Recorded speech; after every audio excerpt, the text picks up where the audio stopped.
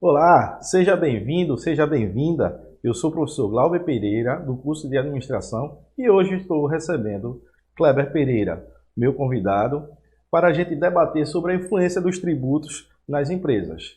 Kleber, ele é administrador, ele é contador e tem a especialidade em contabilidade tributária. Olá, Kleber, tudo bem? Olá. Seja bem-vindo. É um prazer estar aqui.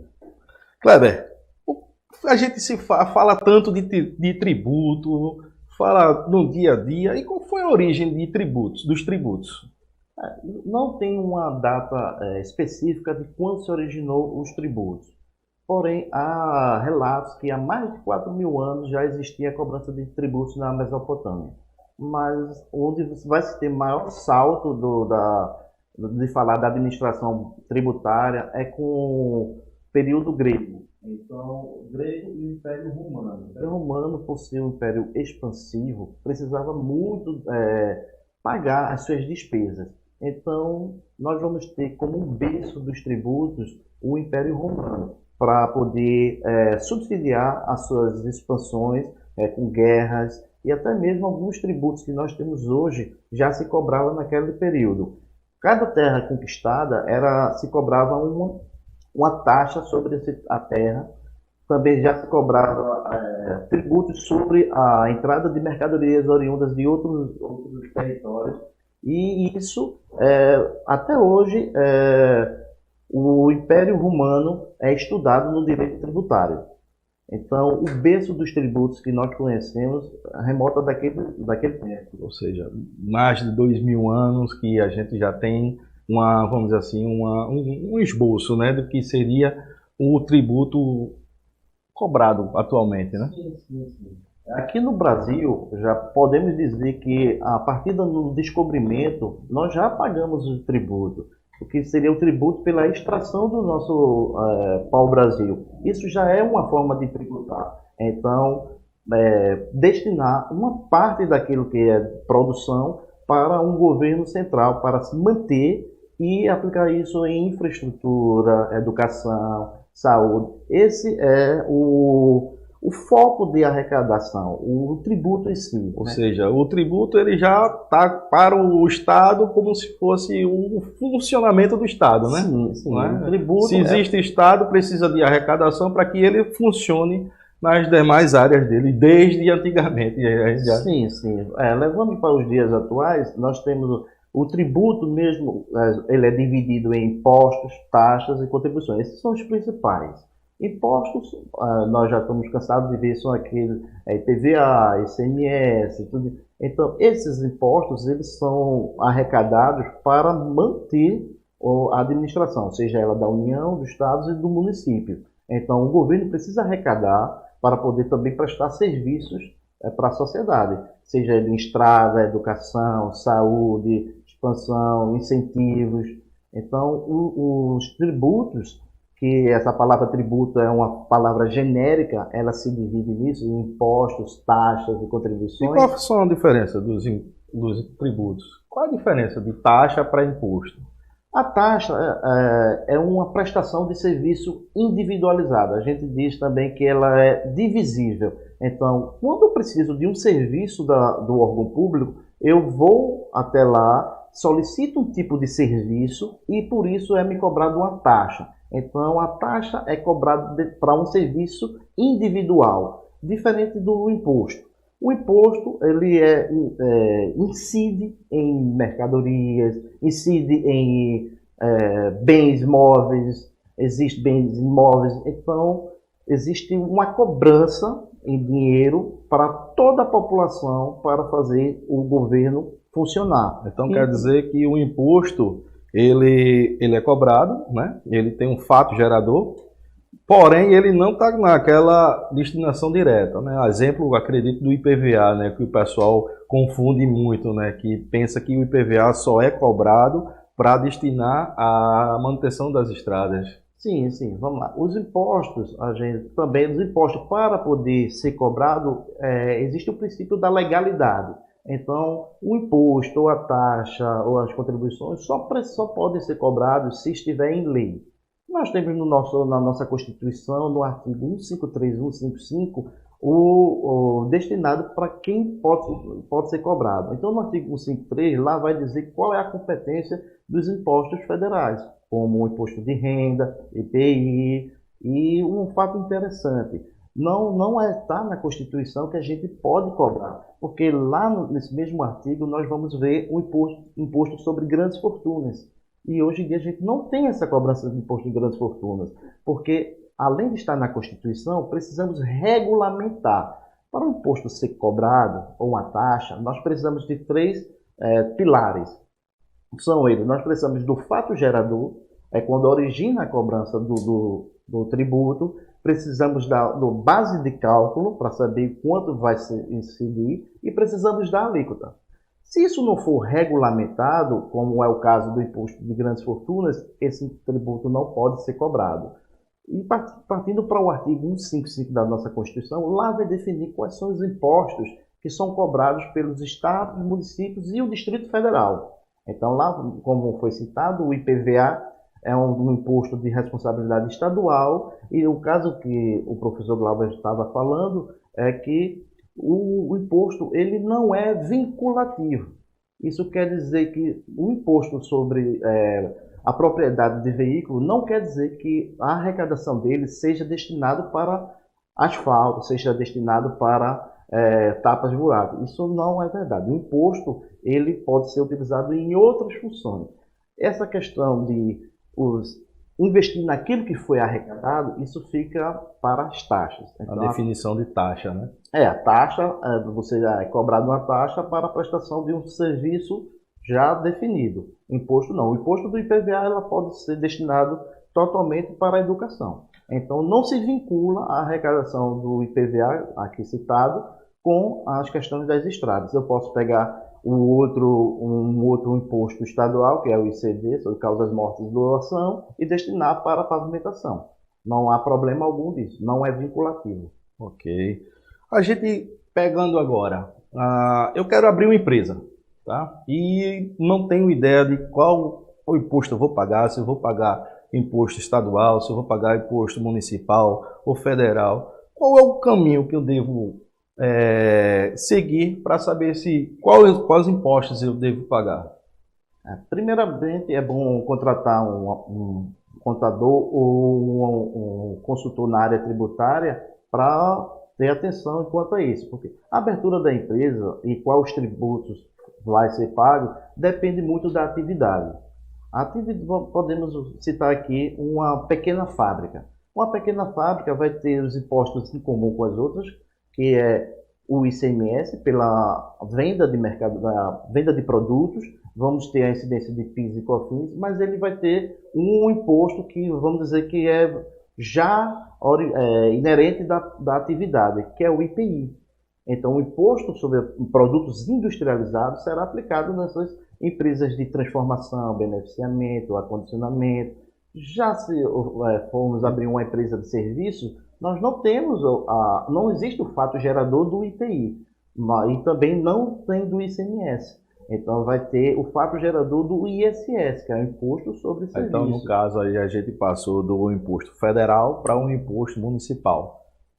Existe o imposto municipal, que pela atividade, já que é uma prestação de serviço, vai ter também a incidência do PIS e COFINS, terá também a arrecadação de imposto de renda e a contribuição, mas não cabe falar sobre o IPI para uma empresa de serviço aqui mencionada, porque não é da atividade dela produzir, transformar ou beneficiar. Então, dependendo da atividade, a gente vai ver quais são os tributos que serão pagos. Isso, como um profissional da área, facilita e muito, porque lá você, a partir dos tributos que você paga, você tem que fazer um estudo para depois você saber qual é o melhor regime de tributação a ser escolhido para a empresa. Isso aí é fundamental no planejamento tributário para que não se pague impostos além do necessário. Quais são os regimes tributários que existem no Brasil? No Brasil nós temos 3 regimes tributários. É o Simples Nacional, lucro presumido e o lucro real. Sobre o MEI. O MEI é um regime tributário? Não, MEI é como se fosse uma constituição societária. Então, ele é um microempreendedor individual. Ao nascer o MEI, ele automaticamente ele está dentro do Simples Nacional, que é um regime tributário diferenciado, instituído em 2006, no qual ele unifica os principais impostos e simplifica a sua arrecadação, suas declarações acessórias, diferentemente do lucro presumido do lucro real.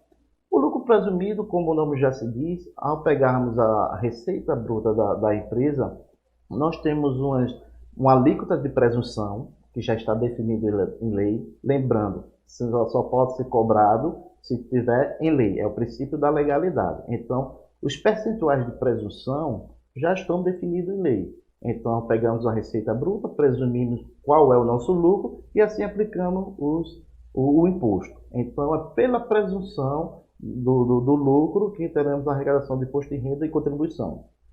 O lucro real não. O lucro real vai ser todo o seu faturamento, toda a sua receita bruta, diminuindo de suas despesas e, ao final, nós vamos ter o lucro líquido. A partir do lucro líquido é que se faz a aplicação da alíquota do imposto de renda e contribuição social. Então, para princípio aí, a gente precisa ter um consultor em mãos, né, para a gente poder saber qual é a atividade que a gente vai exercer, para saber quais são os impostos e depois a gente saber, né, qual é o regime tributário a ser aplicado. Sim, a partir da atividade, a partir de conhecer todos os impostos que vão incidir, todos os tributos que vão incidir na atividade, nós temos que fazer um planejamento de qual o melhor regime tributário a ser seguido. Então fazemos um estudo e fazemos uma projeção de receita. A partir dessa projeção, nós visualizaremos qual é o melhor regime a ser adotado. É uma opção. Você pode ser um microempresário, um empresário de pequeno porte e aderir ao lucro real. Não existe nenhum problema. Existem algumas exceções, questões de bancos, financeiras, que eles são obrigatórios. Ou se existir um faturamento acima de 78 milhões. Isso aí você já vai ter que ter obrigatoriamente ser do lucro real. Sim. Mas é uma opção. Você só não pode fazer do lucro presumido do lucro real vamos dizer, no meio do período do ano, você querer mudar. É sempre no ano seguinte você faz a opção. Certo. A gente já sabe quais são os impostos, a gente já sabe qual o regime tributário e qual é a influência dos tributos nas empresas e o reflexo para os consumidores. Assim, a gente sabe que o imposto está diretamente ligado, né, ao valor dos produtos, né? Qual é essa influência? Quais os impostos que influenciam mais direta e indiretamente nos valores dos produtos? No nosso Código Tributário, a organização do nosso sistema tributário é a incidência dos impostos no preço do produto. E isso começa a se formar uma bola de neve. Porque desde a fabricação da indústria, há incidência dos impostos dentro do produto. Então, cada etapa que se vai tendo, mesmo tendo um sistema de créditos e débitos, que é o nosso, então, cada vez que eu compro, eu tenho um crédito de imposto, e cada vez que eu vendo, eu tenho um débito e diminuído desse crédito adquirido. Mesmo dessa forma, se torna vamos dizer, agrega muito o imposto dentro do produto, fazendo com que a gente tenha uma carga tributária muito alta, atualmente próximo de 34% do nosso PIB. Então, essa tributação de forma por dentro do preço do produto encarece ao consumidor final. E nós podemos ver aí, recentemente, foi a alíquota de incidência sobre a gasolina, energia elétrica, comunicação. Tá no dia a dia nosso, né? A gente ouve sempre, né? Isso, porque os impostos eram para ser inseridos em produtos essenciais com a menor alíquota. Essa seria a intenção dos impostos. Mas podemos ver que combustível, energia elétrica, tudo isso tinha alíquota próximo de 30%. Então é muito onerosa.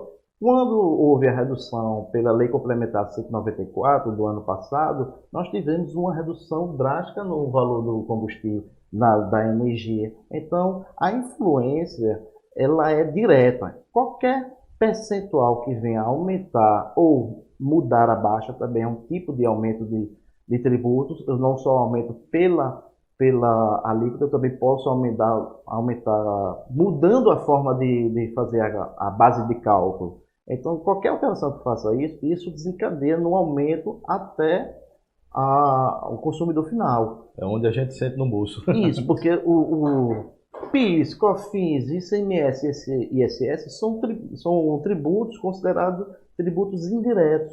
Esses tributos indiretos quer dizer que ele não é de obrigação de arrecadação do recolhimento da própria empresa. Ele será incluído no preço do produto e isso será repassado para o consumidor. Ô Kleber, em relação, tem muitas empresas que optam, né, por não produzir no Brasil, né, por questões tributárias que a gente viu aí que 34%, né, do PIB é tributo, né, e optam por importar, né, mercadorias, principalmente mercadorias da China, né. Existe algum tributo que é favorável a esse tipo de ato? Ou então o Brasil deixa de tributar algumas empresas que fazem esse tipo de opção de não produzir no Brasil para poder importar da China? Vamos lá, porque a China, por ter uma população volumosa, então a produção de lá é muito acima do que a nossa. O custo de produção, o custo de mão de obra lá é muito baixo. Então, faz com que os preços que venham para o Brasil se tornem ainda pequenos, mesmo quando a gente aplica nossos tributos aqui. Então não tem nenhum tributo mágico aí não que seja mais barato para importação? Não, lá é questão de produtividade, questão de custo de insumo, custo de mão de obra muito menor do que o nosso. Vindo para cá, nós teremos a incidência dos impostos que aqui foi citado. Teremos o ICMS de importação, teremos o PIS de importação, temos COFINS de importação, então os mesmos impostos serão aplicados quando houver o desembaraço aduaneiro. Tem as taxas aduaneiras, então todos esses impostos incidem. Por isso que alguns produtos que não venham da China, mas venham da Europa, dependendo, lá na Europa pode ser um produto barato, mas quando vier aqui tem um preço diferencia muito. Porque é a inclusão dos nossos impostos ao fazer o desembaraço aduaneiro. Então, os impostos do Brasil ele é muito alto e encarece muitos produtos. E, principalmente, a gente tem um modelo de tributar muito o consumo. Por isso que os produtos de consumo, o nosso é muito caro em comparação aos outros países. Até os países da América Latina, que tem vamos dizer, em comparação ao PIB, a relação percentual bem menor, chegando próximo de 20%, como é o caso do Chile. Então, encarece muito o consumo por causa disso. Isso é diretamente com o consumidor final. Né? Entendi. Então, a influência desses impostos aí que a gente vê no dia a dia do preço da gasolina, isso aí realmente é o que a gente sente no bolso, né? Não é uma fórmula mágica, né? Tanto é que se discute também agora a reforma tributária, né? O que seria mais ou menos essa reforma tributária que está sendo tão discutida e que há mais de 20 anos estão tentando implementar aqui e não se consegue? A reforma tributária, voltando um pouco da influência, a influência dos tributos, a gente focou muito no consumidor final, mas também ela influencia muito as empresas. O nosso ordenamento jurídico, nosso direito tributário, ele é muito complexo. O estudo feito pelo IBPT no ano passado mostra que mais de 500 mudanças na normativa foram feitas por dia útil. Então, todos os dias, tem muita alteração. Então, quer dizer que a reforma tributária não vem para diminuir o imposto, né? Não. Só vem para, vamos dizer assim, simplificar. Isso. Vamos dizer assim, o vilão de muitas empresas pequenas, que compõem a maior quantidade de empresas no Brasil, é essa questão da complexidade, falta de clareza nas leis brasileiras. Então, tem muitas leis que não traz interpretação perfeita. Nós temos que contratar pessoas para interpretar determinadas leis e isso encarece. Então, isso faz com que empresas pequenas, médias ou micro possa pagar muito mais imposto do que o devido sem saber. Isso atrapalha muito no lucro. Isso faz com que o lucro seja um lucro não real. Porque pensa que vai ter o lucro, mas está pagando tanto tributo, muitas vezes de forma errada, que isso prejudica a continuidade da empresa. E manter um órgão dentro da empresa de tributário, de contador, isso tem um custo. Por isso que nós temos a infelicidade das estatísticas de muitas empresas fecharem em um período de 2 anos. É essa complexidade, esse ordenamento muito grande, muito rígido, faz com que muitas empresas não consigam entender, não consigam nem até interpretar a legislação. E a reforma tributária, o foco principal dela é primeiro simplificar. A gente não pode chegar e cortar os impostos sem que esse corte dos impostos seja justificado por uma outra receita. Então nós não podemos cortar porque isso vai influenciar direito à administração pública mesmo. Como a gente já viu na origem dos tributos, os tributos que faz a administração pública funcionar. Faz o Estado funcionar, ser o que o Estado faz o Estado investir. Então não é simplesmente chegar e cortar, diminuir os impostos. A reforma tributária ela quer simplificar as legislações, porque cada imposto aqui citado é uma legislação diferente. Ele quer unificar e simplificar para poder ficar mais claro. Temos até a segurança jurídica quando for aplicar. Então, muitas vezes a gente tenta aplicar uma lei, mas vem o órgão público vinculado, que é a Secretaria de Fazenda, e não aceita aquilo, dizendo que o entendimento é outro. Isso é muito comum. Então, a reforma tributária seria simplificar esses impostos e unificar. Hoje conhecemos temos fazer uma analogia hoje com o regime do Simples Nacional. O Simples Nacional, ele é a unificação de vários tributos e existe a simplificação também nas suas declarações acessórias. Então é isso primeiro que a reforma tributária está tentando focar, simplificar e a partir da simplificação, quem sabe depois diminuir. Não é fácil diminuir os tributos sem que o governo possa ter o compromisso de diminuir o seu tamanho. Como aqui foi dito, a maior parte dos tributos é para o funcionamento da administração pública. Para ele diminuir os tributos, ele primeiro ou tem que diminuir o tamanho do Estado, ou ele tem que simplificar, fazendo que incentive o mercado cresça e ele arrecade mais. Então, esse é o foco da reforma tributária. De início, não é cortar tributos, e sim simplificar. Bem, chegamos ao fim. Quero agradecer ao consultor Kleber Pereira e espero que seja bem aproveitoso para vocês aí que nos assistem. Muito obrigado. Obrigado.